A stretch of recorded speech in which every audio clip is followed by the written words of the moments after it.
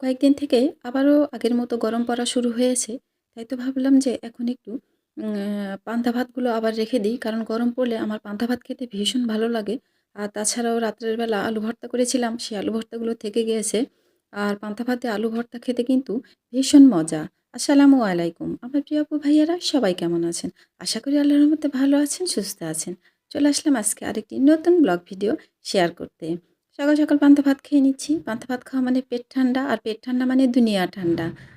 পেট ঠান্ডা করে চলে আসলাম রান্নাঘরে। আর রান্নাঘরে আসার আগে যে কত কিছু করে রান্নাঘরে আসতে হয়, সেগুলো তো আমার প্রিয় আপু ভাইয়াদের সাথে শেয়ারই করতে পারি না। আর এখন একটু তাড়াহুড়ো বেশি হয়ে যাওয়ার কারণে আরও ইচ্ছে থাকলেও অনেক কিছুই শেয়ার করতে পারি না। কারণ ভিডিও করা আর কাজকর্ম করা এতে তো দ্বিগুণ সময় লেগে যায়। তো যাই হোক, রান্নাঘরে এসেছি, কিছু একটা করব।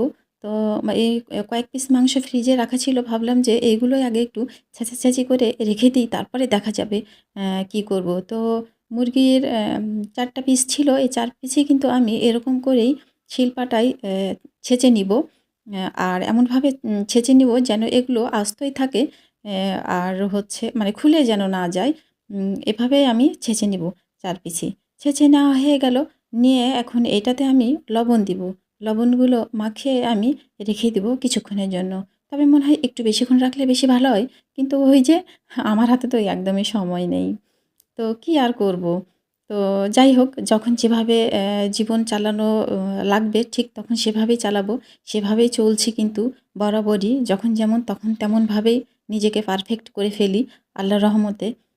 আল্লাহ খুব, খুব, খুব ধৈর্য শক্তি দিয়েছেন এইসব বিষয়ে। তাছাড়া অন্য কোনো বিষয়ে কিন্তু আমার একদমই ধৈর্য নাই। মেজাজ তো একেবারে সবসময় হাজার গুণ হয়েই থাকে। তো ইদানিং অনেকটাই কমে গেছে। বয়স হচ্ছে না বলেন? তো এখানে একটু লাউ রান্না করব। এটা হচ্ছে শরীর, মন, পেট সবকিছু ঠান্ডা রাখার একটা সবজি। বাজার থেকে লাউ এনেছিল। তো লাউটা ২ দিন ধরে ফ্রিজে আছে। তো একেবারেই রান্না করা হচ্ছে না। ভাবলাম যে মাছের মাথা যেহেতু আছে, মাছের মাথা দিয়ে লাউ ঘন্ট কিন্তু খেতে বেশ ভালো লাগে। কার কেমন লাগে জানি না, কিন্তু আমার কিন্তু আসলে বেশ ভালো লাগে। আসলে লাউটা আমার ভীষণ ভালো লাগে। লাউ দিয়ে যেভাবেই রান্না করি না কেন খেতে ভালো লাগে। তো যেহেতু ফ্রিজে অন্য মাংস ছিল না, তাই লাউটা মাথা দিয়ে রান্না করলাম, নাহলে মাংস দিয়ে রান্না করতাম। তো আমার ২ টা লেবু লাগবে। এই যে নিজের গাছ থাকার কি একটা সুবিধা। তো লেবু ২ টা পাড়তে চলে আসলাম ঝটপট ছাদে রান্না করতে, করতে। নিজের আসলেই টুকটাক যদি হালকা পাতলা কোনো সবজি গাছ বা কোনো এই ধরনের কোনো গাছ থাকে, তাহলে কতই সুবিধা। যদিও এগুলো খাওয়ার উপযোগী হয়নি, কিন্তু আমি এখান থেকে কিছুটা হলেও কিন্তু লেবুর রস পাবো। আর যেহেতু আমার লেবু লাগবে, আমার কেনা লেবু নেই। তাই তো লেবু ২ টা পেড়ে নিয়ে চলে আসলাম। আর এই ফাঁকে যতটুকু সময় মাংসগুলো আমার মেখে রাখা ছিল, ঠিক ততটুকু সময়ই এখন আমি কড়াইয়ে তেল দিয়ে দিলাম। দিয়ে সেই মাংসগুলো আমি ভাজার জন্য দিয়ে দিলাম কড়াইয়ে। আর ওইদিকে তো লাউ ঘন্ট হচ্ছেই, ওটা হতেই থাক।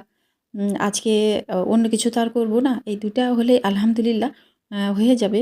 আর এই মাংস ছেঁচাছেঁচি দিয়ে যে আমি কি করব? কি করব আমার প্রিয় আপু ভাইয়া বলেন তো? এখনো কি একটু আঁচ করতে পেরেছেন? জানি যে আমার ভিডিও টাইটেলটা দেখেছেন। ওইটা দেখলেই বোঝা যায় যে আসলেই আমরা আজকের ভিডিওতে কে কী করছি। তো হ্যাঁ, আমার প্রিয় আপু ভাইয়ারা, আজকে কিন্তু আমি এই ছেঁচা মুরগির মাংস দিয়ে ঝাল, ঝালু রোস্ট করব। তো এখানে কিন্তু আমি একটু ঢেকে দিলাম ভাজার সময়। আর এভাবে যদি একটু ঢাকনা ফাঁকা রেখে ঢেকে ভাজা যায়, তাহলে কিন্তু এই তেলগুলো আশেপাশে ছিটে না বা নিজের গায়েও ছিটার সম্ভাবনা থাকে না। তো এখানে কিন্তু আমি ভেজে নেওয়া হয়ে গেল আমার। এখন ওই তেলেই দিয়ে দিলাম পেঁয়াজ। পেঁয়াজগুলো কিন্তু আমি ভেজে নিব। আসলে যেভাবে রোস্ট সবাই করে, আমি কিন্তু মানে সেভাবে করি না। সবসময় আমি নিজের মতো করে করি। নিজের ঘরে যে মসলাগুলো থাকে সেগুলো দিয়েই আমি করি। আর মিষ্টি, মিষ্টি রোস্ট খেতে আমি একদমই খেতে পারি না। আর ওটা আমি পছন্দও করি না। তো এইজন্য আমি রোস্ট করলে কিন্তু ঝাল, ঝাল রোস্ট করি। তাছাড়াও এই ধরনের খাবার কিন্তু আমার খুব একটা বেশি ভালো লাগে না। আমি ভর্তা, চচ্চড়ি, শুকনা, শুকনা খাবারটা আমি বেশি পছন্দ করি। মাংস খাবো, ভুনা, ভুনা মাংস খাবো। এগুলো আমার ভীষণ প্রিয়। তো যাই হোক, রোস্ট তারপরেও মাঝে, মাঝে করতে হয়। করি না তা নয়, অবশ্যই করি। আমার জুবায়ের, আহাদ ওরা খুব পছন্দ করে। তো ওদের জন্যই আমি আসলেই করি। ওর আব্বুও যে খুব একটা পছন্দ করে তা নয়। তো আমরা পরিবারে ২ টা মানুষ। আমরা আসলেই এইরকমই। অনেক ক্ষেত্রে আমাদের আ মিল আছে। কিন্তু ছেলে ২ টা একেবারে অন্যরকম হয়েছে। তো কোনো ব্যাপার না। আমরা পরিবারের ৪ জন ৫ জন সদস্য সবাই তো আর একই রকম হবে না।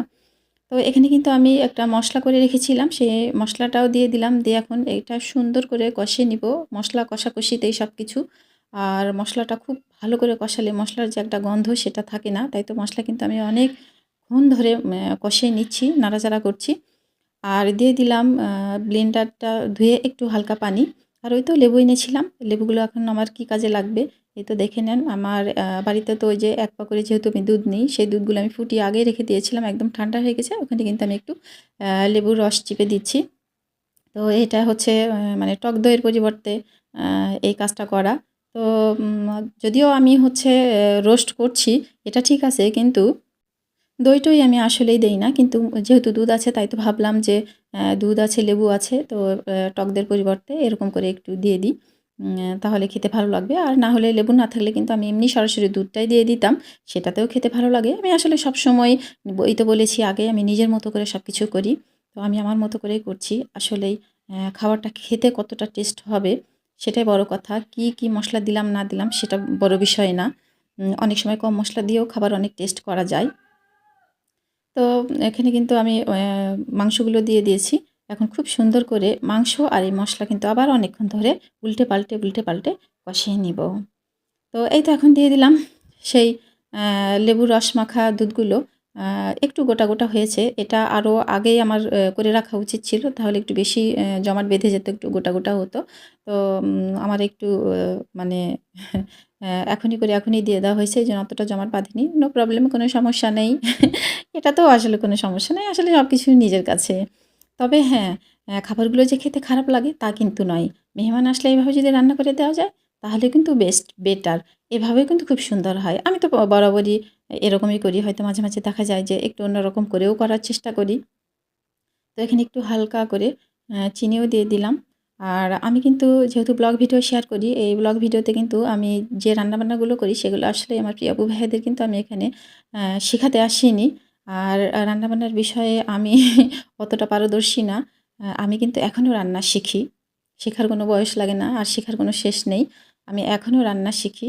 আর রান্নাতে আমি আমি বেশি আমার রান্নাটা আমার বেশি ভালো লাগে। অন্যান্য কাজগুলো হাতের কাজ এগুলোতে আমি একদমই পারদর্শী না। আর ওইসব কাজে কিন্তু আমার একদমই ধৈর্য নেই। যদিও আমার কাছে সেলাই মেশিন আছে। মাঝে মাঝে সেলাই মেশিনে কাজ করি। তো ওই যে ধৈর্য কম তাই তো সেলাই মেশিনে নিয়মিত বসা হয় না। তবে হ্যাঁ, নিজের টুকটাক কাজগুলো করি। তাতেই আলহামদুলিল্লাহ। তো এখানে আমি শেষের দিকে আমার কিন্তু রোস্ট করা প্রায় হয়ে গেছে। আ এখানে কাঁচামরিচ কয়েকটা দিয়ে দিলাম। আর দিয়ে দিলাম গরম মসলার গুঁড়া। গরম মসলার গুঁড়া দিয়েছি, জিরার গুঁড়া দিয়েছি। এই গুঁড়াগুলো দিয়ে নিলাম। দিয়ে এখন হালকা করে আবার নেড়েচেড়ে কিছুক্ষণ আবার ফুটিয়ে নিব। তো দেখতে কিন্তু খুব ভালো লাগছে। কিন্তু এই রোস্ট খাওয়ার প্রতি আমার কোনো আকর্ষণ নেই। কারণ ওই তো আমি খুবই যে এগুলো খেতে পছন্দ করি তা না। করছি, খাবো হয়তো একটু, এই আরকি। আর কয়েকদিন থেকে আমি একদমই খাবার খেতে পারছি না। কেন জানি খাওয়ার প্রতি একেবারে অনীহা চলে এসেছে, অবহেলা। যেটা খাচ্ছি সেটাই ভালো লাগছে না। আর মাছ, মাংস, ডিম এগুলো আমি কোনো কিছুই খেতে পারছি না। এগুলো দেখলে কেমন যেন আমার একটা অরুচি ভাব লাগছে। জানি না কি সমস্যা হলো। হয়তো প্রচুর আমার অ্যাসিড হয়ে গেছে। গ্যাস হয়ে গেলে আমার এরকম সমস্যা হয়। তো আলহামদুলিল্লাহ আমার প্রিয় আপু ভাইয়ারা আমার কিন্তু ফাইনালি রোস্ট করা হয়ে গেছে। এভাবে যদি চিকেন ছেঁচে ঝাল করে রোস্ট করা যায়, খেতে কিন্তু ভীষণ ভালো লাগে। তো মানে ছেঁচেছি যেহেতু চিকেনগুলো এগুলোর ভেতরে কিন্তু সুন্দরভাবে সব ধরনের মশলা-টশলা গেছে। আর এটা যখন ছিঁড়ে খাওয়া যাবে তো ভেতরে কিন্তু ঐরকম সাদা হয়ে থাকবে না। অনেকটা যেহেতু মশলা ঢুকবে এজন্য মানে দেখে যে একটা অন্যরকম লাগে। রোস্ট আসলে সেরকম লাগবে না। খুব সুন্দর ভেতরেও হালকা কালার হয়েছে। তো ফাইনালি আমার একদম রান্না-বান্না শেষ। সুন্দর করে আমি উঠিয়ে নিলাম। আর যতবারই আমার মাটির পাত্রে আমি রান্না করি, মাটির পাত্রে আমি যতবারই এগুলো রান্নাবান্নাগুলো উঠাই, ততবারই আমাকে খুব ভালো লাগে। তো যাই হোক রান্নাবান্না শেষ করলাম। করে একদম চলে গেলাম বাইরে আমার কাজে। আমার প্রিয় আপু ভাইয়েরা প্লিজ আমার সাথে থাকবেন। এখন পর্যন্ত চলে যাবেন না। ফিরে যেয়ে আমার আরও কিছু কাজ আছে সেগুলো আমি শেয়ার করব। তো বাইরে এসেছি মেঘলা আকাশ। এইজন্য খুব ভালো একটা ভিডিও আসেনি। মনে হচ্ছে বৃষ্টি পড়বে। আর বৃষ্টি পড়বে বলতেই কিন্তু কয়েক ফোঁটা বৃষ্টিও পড়ে গেছে। আমরা একটা বাড়িতে কিছুক্ষণের জন্য অপেক্ষা করছিলাম। তো যাই হোক কাজ শেষ করে চলে আসলাম আবার বাড়িতে। এসে কি আর করব আবার সেই রান্নাঘরের কাজ। রান্নাঘরের কাজ তো কখনোই আমাদের ছাড়া হবে না যতদিন বেঁচে থাকবো আমরা মেয়েরা। আমাদের এটাই সঙ্গী সাথী সবসময়ের জন্য। তো রান্নাঘরে ঢুকে গেছি। আমি আবার ডাল-টাল রান্না করতে চাইলে ডাল একটু বেশি সেদ্ধ করে রেখে দিই। তো আজকেও বেশি সরি আজকে না, আগে এটা সেদ্ধ করে রেখে দিয়েছিলাম। তো সেদ্ধ করা ডাল যেহেতু একটু ছিলই, তো জুবাইর যেহেতু সন্ধ্যার পরে কিছু খেতে চাই, এটা কিন্তু সন্ধ্যার পরে আমি আবার রান্নাঘরে এসেছি। আ বিকেলে অন্যান্য কাজ তো আরও ছিল, সেগুলো করেছি। তো ভাবলাম যে এই ডালটাকে একটু পেঁয়াজ মরিচ দিয়ে একটু হালকা আ করে বাগার দিয়ে নিই, ঘন করে রাখবো। আর যেহেতু সন্ধ্যার পর ওকে কিছু খেতে দিতে হবে জুবাইরকে, তো ডালটা যেহেতু আছে তো কিছু একটা ওকে বানিয়ে দিই, তাই বলে রান্নাঘরে আসা। যতই ব্যস্ত থাকি না কেন সন্ধ্যার পরে জুবাইরকে কোনো না কোনো নাস্তা আমাকে দিতে হয়। হয় কিনে দিতে হবে, না হলে বানিয়ে দিতে হবে। আর বেশিরভাগই কিনা খাবার ও খেতে চায় না। কারণ ওগুলো আর ভালো লাগে না, পছন্দ লাগে না। সবসময় বলবে কিছু বানিয়ে দাও, কিছু বানিয়ে দাও। কিন্তু কি কিছু বানিয়ে দেবো এটাও বলতে পারে না। একদমই মানে আমার ছেলেটা বড় হয়েছে, তারপরেও ছোট মানুষের মতন আচরণ করে। তো কি করব, সবসময় ওর জন্য আমাকে মানে কোনো না কোনো কিছু খুঁজে, খুঁজে বের করতে হয়। কখনো, কখনো ভীষণ রেগে যায়, রাগ লাগে। তো যাই হোক, এখানে আমার ডালগুলো ঘন করে কিন্তু রান্না করা হয়ে গেল। ডালগুলো উঠিয়ে নিব। আর আমি কিন্তু মাগরিবের আগেই একটু আটা হচ্ছে সেনে রেখে দিয়েছিলাম যে কিছু একটা করব তার জন্যই। আর কি করব সেটা তো আগে থেকেই মাথায় নিয়ে আসতে হয়। তো আটা যেহেতু আমি মাখিয়ে এভাবে রেখে দিয়েছিলাম, ভালোভাবে একটু নরম থাকবে তার জন্য। দিয়ে আবার একটু মাখিয়ে নিচ্ছি। নিয়ে এখন আমি ওকে একটু পুরি বানিয়ে দিব জুবাইরকে। তো আমি কিন্তু খুব ভালো পুরি বানাতে পারি না।